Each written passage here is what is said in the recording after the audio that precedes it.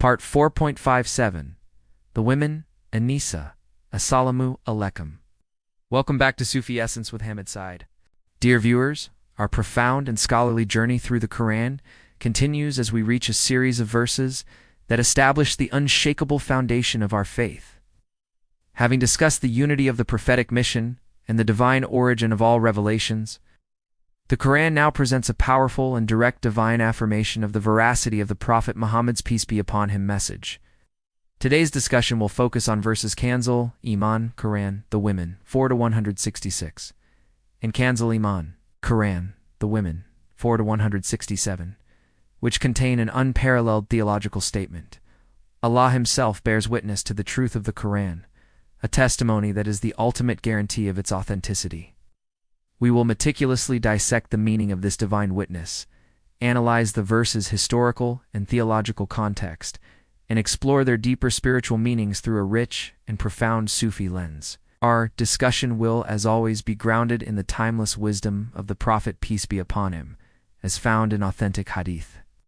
Our aim is to provide a comprehensive PhD-level understanding of this cornerstone of Islamic belief and its profound implications for the spiritual seeker.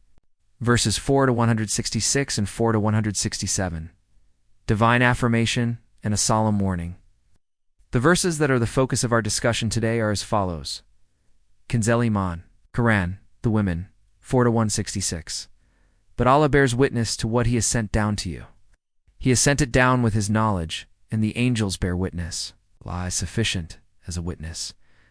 Kanzul Iman, Quran, the Women, 4-167. Indeed, those who disbelieve and hinder from the path of Allah have certainly strayed far away. These two verses deliver a powerful and direct divine affirmation and a solemn warning. Verse 4-166 is a direct and irrefutable testimony from the Creator Himself. It states that Allah, in His absolute knowledge, has sent down the Quran, and that the angels, as His agents, also bear witness to this truth. The verse concludes with a powerful and definitive statement, and Allah is sufficient as a witness, thereby nullifying any need for further human testimony or proof. It is the ultimate divine certificate of authenticity. Verse 4-167 then speaks to the consequence for those who reject this clear divine witness. It states that those who not only disbelieve but also actively hinder others from the path of Allah have strayed far away from the truth and are in a state of spiritual perdition. Context of revelation: a response to skepticism and denial. The historical context of these verses is a direct and powerful response to the theological skepticism and denial of the people of the book. Despite the clear evidence of the Prophet Muhammad's peace be upon him truthfulness, including his noble character, his miraculous messages, and the historical accounts of the prophets, they persisted in their disbelief. In their spiritual arrogance, they demanded further proof and questioned the very source of his revelation. These verses serve as a direct and definitive refutation of their claims. The Quran, in verse 4-166, is essentially saying to them, "You demand proof. Here is the ultimate proof. Allah Himself is a witness." The verse affirms that the Quran was not a human creation, but a divine revelation, sent down with Allah's absolute and perfect knowledge. The mention of the angels bearing witness is a powerful affirmation of the divine nature of the revelation. The angels are not human. They're spiritual beings who only carry out the will of Allah. Their witnessing is a spiritual confirmation of the truth, a fact that the people of the book could not refute. The verse, therefore, places the Prophet peace be upon him in a unique and unparalleled position, as a messenger whose truthfulness is attested to by the Creator and His divine agents. Verse 4-167 then serves as a solemn warning to those who persist in their disbelief. The phrase "hinder from the path of Allah" is a crucial point. It is one thing to disbelieve, but it is a much graver sin to actively prevent others from accepting the truth. The people of the book were not just disbelieving, they were using their knowledge and their position to mislead others and to turn them away from the Prophet's message. The verse warns them that this spiritual crime has a severe and certain consequence. They have strayed far away. This is a state of spiritual perdition, a state where a person's heart has become so veiled that it can no longer recognize the truth. The verse serves as a powerful reminder that spiritual crimes have a severe and certain consequence, and a life of disbelief and spiritual corruption leads to a life of spiritual poverty and ultimately, a severe and painful punishment in the hereafter. Sufi perspective. The reality of divine witnessing.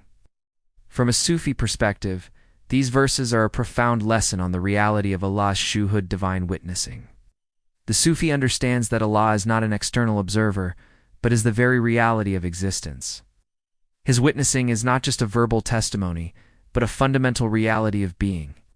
The Quran, in this sense, is a direct manifestation of this divine witnessing. It is not just a book of words. It is a divine reality that has been sent down to humanity to guide them to a direct and personal experience of the divine. The Sufi understands that the truth of the Quran is not something that needs to be proven by human argument. It is a spiritual reality that is self-evident to a heart that is pure enough to receive it. The divine and angelic witnessing mentioned in the verse is a spiritual affirmation of this reality. The role of the angels as witnesses is also of great significance in Sufi thought. The angels are not just messengers, they are manifestations of divine light and will. Their witnessing is a spiritual affirmation of the Quran's truth, a fact that a sincere seeker can feel in their heart. The Sufi strives to purify their heart so that they can be a vessel for this divine light and be in a state where they are always a witness to the divine reality. The verses are a powerful reminder that the spiritual reality of the Quran is not something that can be understood by the mind alone. It must be experienced by the heart. The warning in verse 4 to 167, that those who disbelieve and hinder others have strayed far away, is also of great importance in Sufi thought. The Sufi understands that this is not just a physical or intellectual straying, but a profound spiritual disconnection from Allah. This disconnection is the ultimate punishment for the disbeliever. It is a state where a person's heart has become so veiled that it can no longer recognize the divine light of revelation. The Sufi knows that the path to spiritual salvation is through a constant striving to be in a state of spiritual closeness to Allah. The verses serve as a powerful reminder that a life of disbelief and spiritual hindrance leads to a life of spiritual perdition and a profound state of spiritual alienation. The ultimate goal of the spiritual path is a state of spiritual closeness to Allah, a state of being in which a person is always in a state of divine witnessing. Commentary from Ziya-ul Quran, a scholarly breakdown of divine testimony. The Ziya-ul Quran commentary on these verses provides a detailed and uncompromising interpretation that aligns with the most respected Islamic scholarly traditions. On verse 4 to 166, the commentator notes that the phrase, "But Allah bears witness to what He has sent down to you," is a powerful and direct refutation of the people of the book's claims. The commentator explains that Allah, in His absolute knowledge, is a witness to the divine origin of the Quran. The commentator notes that this is the ultimate and irrefutable proof that the Quran is a divine revelation and not a human creation. The commentator also provides a detailed analysis of the phrase, "He has sent it down with His knowledge," explaining that the Quran is not a mere set of words, but a divine reality that has been sent down from the divine knowledge itself. This is a powerful statement that elevates the status of the Quran to an unparalleled level. The commentator then delves into the phrase, "and the angels bear witness," explaining that the angels are the celestial manifestations of Allah's will. Their witnessing is a spiritual affirmation of the Quran's truth, a fact that should be a source of immense comfort to the believers. The commentator concludes by emphasizing the phrase, "and Allah is sufficient as a witness," explaining that no other testimony is needed. Allah's testimony is the ultimate and most powerful testimony, and it is more than enough for any sincere seeker of truth. The verses serve as a powerful and direct rebuttal to the skepticism and denial of the people of the book, and a source of immense comfort to the believers. On verse 4 to 167, the Ziya-ul Quran commentary provides a detailed breakdown of the consequences of disbelief and spiritual hindrance. The commentator explains that the phrase, "those who disbelieve and hinder from the path of Allah," is a powerful indictment of a grave spiritual crime. It is one thing to disbelieve, but it is a much graver sin to actively prevent others from accepting the truth. The commentator notes that this act of spiritual tyranny has a severe and certain consequence. They have certainly strayed far away.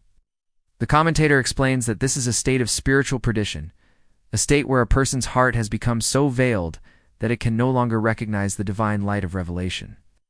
The commentator notes that this is a just and certain punishment for their spiritual crimes, and it is a powerful warning to all of humanity to avoid the path of disbelief and spiritual corruption. The verses serve as a final and complete verdict on a community that was given countless chances yet chose a path of spiritual rebellion, and in doing so, they not only corrupted themselves, but also corrupted others. Hadith with reference, prophetic affirmations of divine truth and warnings. The Prophet, peace be upon him, taught extensively on the divine truth of the Quran and the consequences of disbelief, providing a perfect framework for understanding these verses. A hadith from Sahih Muslim, hadith number 2649, beautifully complements the message of verse 4 to 166. The Prophet, peace be upon him, taught, "Verily, Allah has written the good deeds and the bad deeds. He who intends to do a good deed and does not do it, Allah writes it down for him as a full good deed. If he intends to do a good deed and does it, Allah writes it down for him as 10 good deeds up to 700 times or even more." This hadith is a powerful and direct statement on Allah's absolute knowledge and his intimate awareness of every human being's intentions and actions. The hadith serves as a powerful reminder that Allah is a witness to all things, and his witnessing is not a mere observation but a fundamental reality of being. Another hadith from Sunan Nabi, Dawud, hadith number 4905, provides a poignant commentary on the consequences of spiritual hindrance. The Prophet, peace be upon him, taught, "Verily, a man says a word to please Allah, but does not consider it to be of any great significance. Yet for that word Allah writes for him his pleasure until the day he meets him. And verily, a man says a word which angers Allah, but he does not consider it to be of any great significance. Yet for that word Allah writes for him his anger until the day he meets him." This hadith beautifully links the spiritual state of a person with their outer actions, shows that every word, every action, every thought has a spiritual consequence. The people of the book's act of hindering others from the path of Allah was a manifestation of a corrupt spiritual state, a state that was a result of their persistent disregard for divine law. The hadith serves as a powerful reminder that every act of disobedience, no matter how small, has a spiritual consequence, and that a person must constantly strive to purify their heart and to act with sincerity and righteousness. A final hadith from Sahih Muslim, hadith number 2981, provides a powerful and final warning on the consequences of disbelief. Prophet, peace be upon him, taught, "By him in whose hand is the soul of Muhammad, anyone from this nation who hears about me and does not believe in what I have been sent with will not enter paradise." This hadith is a direct and unambiguous statement on the importance of believing in the Prophet Muhammad, peace be upon him, and his message. It is a powerful and final warning that those who hear the message and reject it have no excuse. The verses we have discussed today are a perfect complement to this hadith, as they provide the ultimate reason for believing in the Prophet's message, the fact that it is a divine truth attested to by Allah himself. May Allah's blessings be upon you. May He grant you and your team success in spreading this profound knowledge to the world.